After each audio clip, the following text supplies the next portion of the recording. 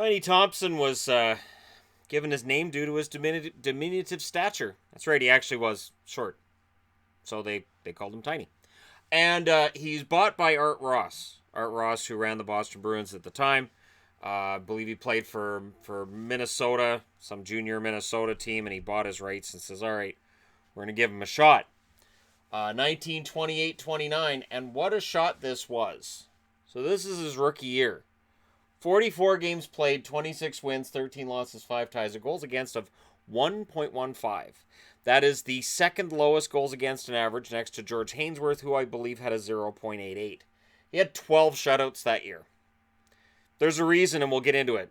The Bruins won the Stanley Cup that year. He had 3 shutouts. He allowed 3 goals in 5 playoff games that year. It is his only Stanley Cup. This is why when you win a Stanley Cup, never make the assumption you're going back and winning again. This is an original 6 league. There's only 6 teams. It's the only time the Bruins won the Cup with him there. Now, 1929-1930, things changed. 44 games played, he wins 38 games, loses 5, and has a tie. 2.19 goals against, 3 shutouts. He wins the Vezina because he has the lowest goals against average, and that trophy's now a thing. Forward passing. Forward passing is introduced that season. So because forward passing is introduced, his goals against goes from 1.15 to 2.19, and he is the recipient of the Vezina Award. 1930-31, 44 games played, 28 wins, 10 losses, 6 ties, 1.98 goals against, 3 shutouts. He is the second team All-Star in the NHL. Interestingly enough, the reason he's only playing 44 games, that's all there was in the seasons back then, was 44 games. 1931-32, he plays 43 games, so he missed a game. 13 wins, 19 losses, 11 ties, 2.29 goals against average. Of his 13 wins, 9 of them are by shutout. 9 shutouts. So he either he doesn't allow a goal or Boston loses. That had to be rough for him. That's some Luongo style stuff. That's what that is. 1932-33, he plays 48 games. So the NHL schedule goes from 44 to 48 games. 25 wins, 15 losses, 8 ties, 1.76 goals against, 11 shutouts. So in the era of forward passing, he's back down below 2 for his goals against and well below 2. And of course, he wins the Vezina Trophy again that year. 1933-34, 48 games played, 18 wins, 25 losses, 5 ties, 2.62 goals against, 5 shutouts. So he misses out on the Vezina, and the Bruins very likely missed the playoffs that year. 4 out of 6 teams made the playoffs because it's the NHL. So, of course, more than half the league has to make the playoffs or people get kind of twitchy. 1934-35, he plays 48 games, 26 wins, 16 losses, 6 ties, 2.26 goals against, 8 shutouts. Second team All-Star. So, of the 6 starters in the league, he's declared to be the number 2 best that year. 1935-36, 48 games played, 22 wins, 20 losses, 6 ties, 1.68 goals against, and 10 shutouts. He, of course, wins the Vezina, and he's a first-team All-Star that year. 1936-37, 48 games played, 23 wins, 18 losses, 7 ties, 2.22 goals against, 6 shutouts. Not bad. Not bad. But here's where there's a problem. Boston, with Tiny, they understand the clock's ticking. So while Tiny's still putting up great numbers, they're already looking and going, we might want to replace him. 1937-38, 48 games played, 30 wins, 11 losses, 7 ties, 1.8 goals against, 7 shutouts. Again, he wins the Vezina, and he's a first-team All-Star. Everything's fantastic, but he only plays 5 games for the Bruins in 38-39 before they trade him. They trade him because they got this kid coming up named Frank Brimsick. Frank Brimsick would be known as Mr. Zero, would put up a ton of shutouts, and would win a Stanley Cup with the Boston Bruins. Tiny had 3 wins, 1 loss, 1 tie, a goals against of 1.55. He's traded to the Detroit Red Wings for Normie Smith and $15,000. Normie Smith had been a pretty darn solid goaltender for the Detroit Red Wings up until that point. And if you want to know about that, there's a history list on this channel all about all of every season ever in the history of the league.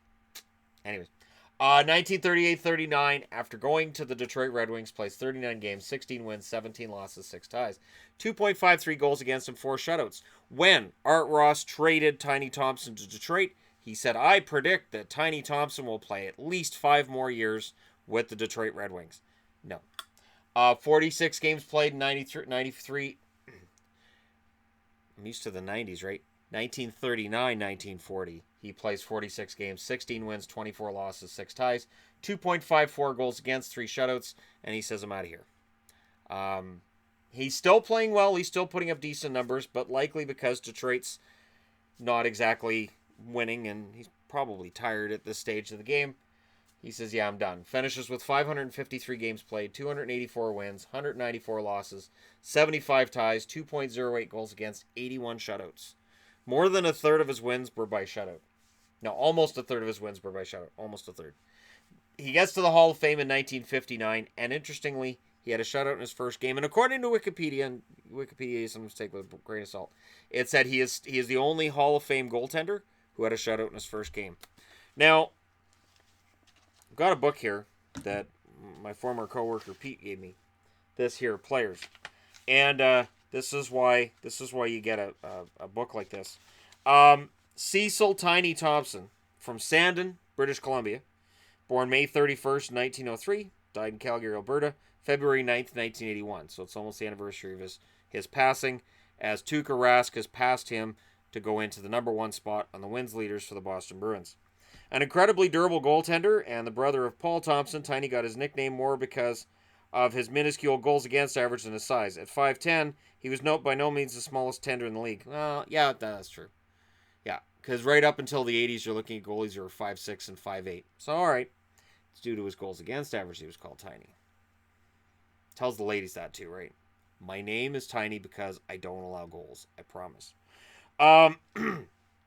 He grew up in Calgary from the age of 2, and it was in that city he started to play organized hockey. Eventually moved to Duluth of the USAHA, but when the league folded in 1925, he joined Minneapolis and continued to play like a superstar in 1928. He and Miller's teammate Cooney Wayland went to Boston, and Thompson played so well in the Bruins' first game of the season that he unseated Hal Winkler as the starting goaltender. And start he did. In his first 10 seasons, he missed exactly 1 game. The other 9 seasons, he was the only goalie to play in every game, led the league in wins 5 times, including his rookie season when he had 12 shutouts and 1.15 goals against. On April 3rd, 1933, Thompson was in goal for the Bruins against Toronto in a playoff game that went 6 overtimes. He allowed a goal to Ken Durati in what is to this date the longest game ever played. 2 years later, he made the record books again. He passed the puck to defenseman Babe Siebert, who went the length of the ice to score, thus becoming the first goaltender to be credited with an assist. In 1937-38, he and brother Paul were named to the first All-Star team, the only brothers after Lionel and Charlie to accommodate this distinction. That's Lionel and Charlie Conacher. His career with the Bruins ended similarly to how it began. He sat out 2 games because his eyes were bothering him, and a young goalie named Frank Brimsick replaced him. Brimsick played so well that Thompson was traded to Detroit, and it was there he retired in 1940, or where he played his last 2 seasons. By the time he retired in 1940, Thompson won the 4 Vezina trophies, more than any other goalie, and his 553 games played were far and away an NHL record. During the war, he was a flight lieutenant in the RCAF, and after returning home, he went back to Calgary, where he worked as a Western scout for the Chicago Blackhawks. It was thanks to him that Cliff Carroll and Keith Magnuson, for instance, made it to the Hawks. And Thompson was inducted into the Hockey Hall of Fame in 1959. And that's why you don't just use Wikipedia. This book's useful. And I have tons of books all over this house that once I've moved, I will be able to utilize better because I'll be able to find everything. That's the goal and that's the plan. So there you go. The career of Tiny Thompson, the man that was just passed by Tuukka Rask for the all-time wins lead in Boston's history, and I thought he deserved his own video. Let me know what you guys think in the comment section below. Don't forget to hit like and subscribe if you're browsing your way through. You just happened upon this video, and thank you guys so much for watching. I'll talk to you again soon.